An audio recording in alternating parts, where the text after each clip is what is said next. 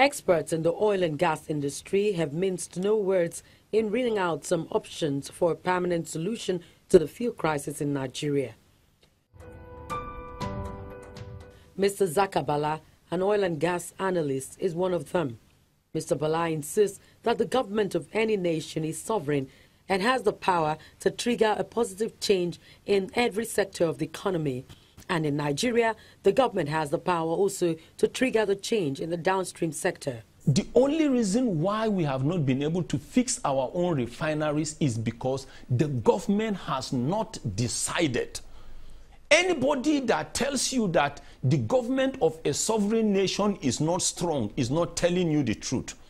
Every sovereign nation you go to, right, the government of that country is the biggest guarantor. The government of that country is the biggest investor. The government of that country is the biggest debtor. And the big government of that country is the biggest consumer. And that simply means there is nothing wrong if our government is the biggest debtor because the government wants to develop Nigerians. There is nothing wrong if the government is the biggest guarantor. In other words, if you want to even bring in partners to come and build in refineries internally, right, then the government can give guarantees. And there is something I always want other people, everybody to understand in this world, not only in Nigeria. If refining business was to be a bad business, then there wouldn't have been companies in other countries offshore that are refining from where we do what? We go to import. So the reason why we will continue to suffer scarcity is, first of all, because we decided that we want to be an importing nation. The crude oil is already in Nigeria. Yes, we can always import equipment. I don't want to go too technical. We can always import equipment that will enable us to drill, produce, and get this crude oil to what we call the wellhead. So from the wellhead, it is domiciled in Nigeria.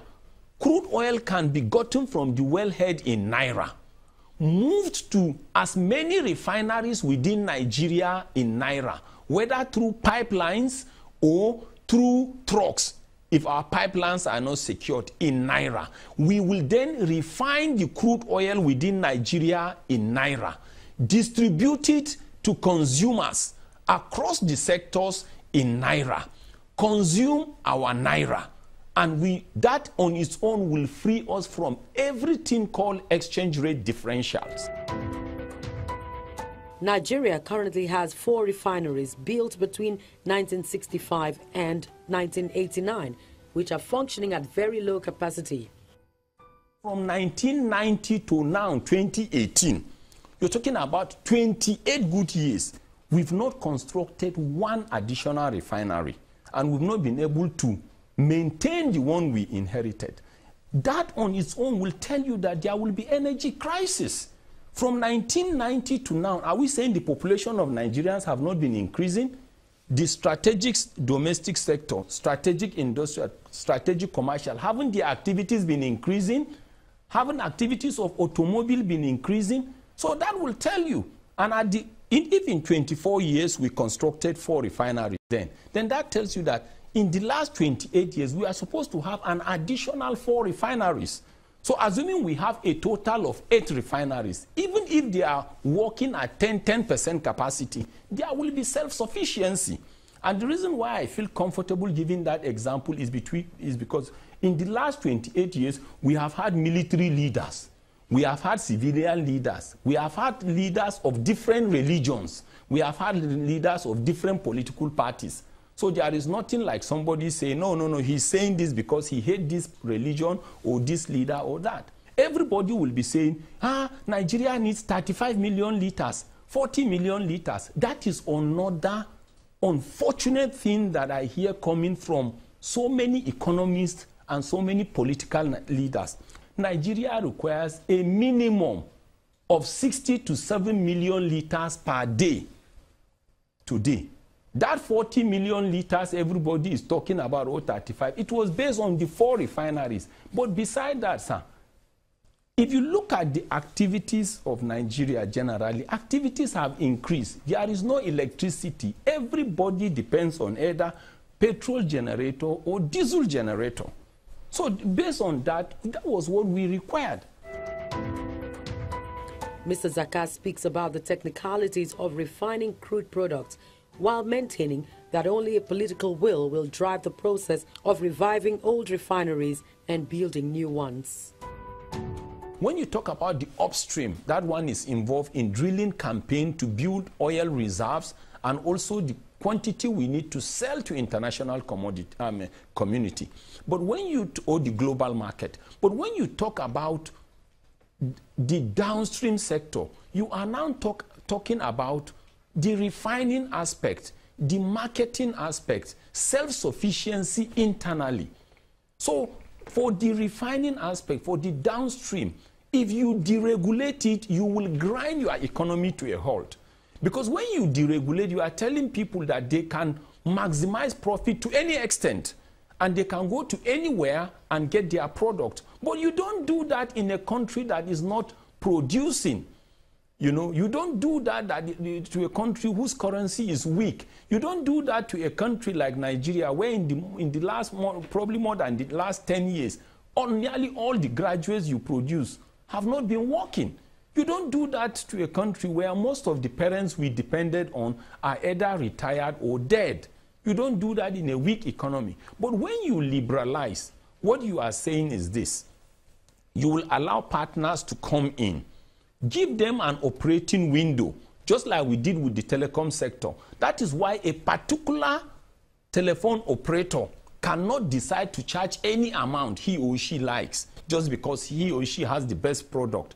What they rather do is they leverage on quality, then get more customers and do what? They make profits based on volume.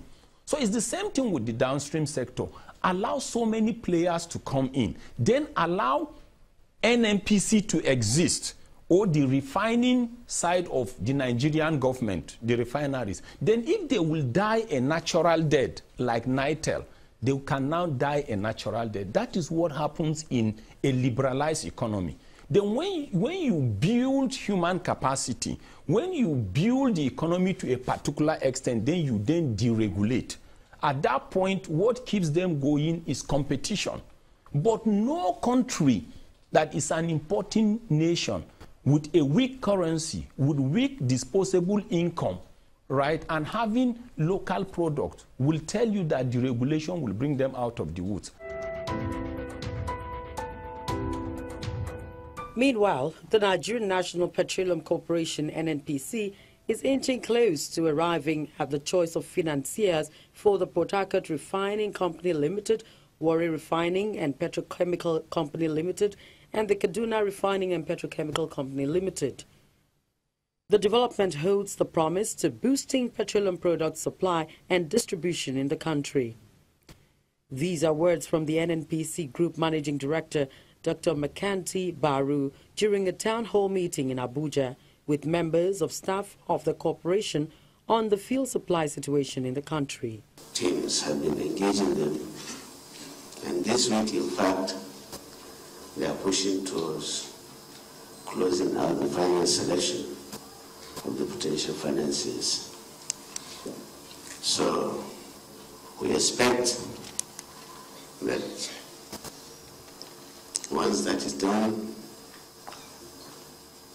we'll get to agreements and we'll present to our board by the meeting of 30th January to get endorsements. And once the funds are secured, we will start action on rehabilitating the refineries towards achieving 90% capacity utilization before the ending of 2019. As fast as we could to bring them on board. I'm happy to inform you that this progress has gone very well, and both of them have gone to the level of their detailed design, and they are in the process of mobilizing some of the refineries that they have already identified and have mothballed and would bring them in for installation. So far, it's my understanding that about 35 interests have been declared. About 13 have been licensed by DPR, and I have been invited to the groundbreaking ceremony of the first one in Bayelsa next month. According to Mr. Baru, agreement on the potential financiers for the refineries are being fine-tuned, and the next step would be an endorsement on it by the NNPC board later this month.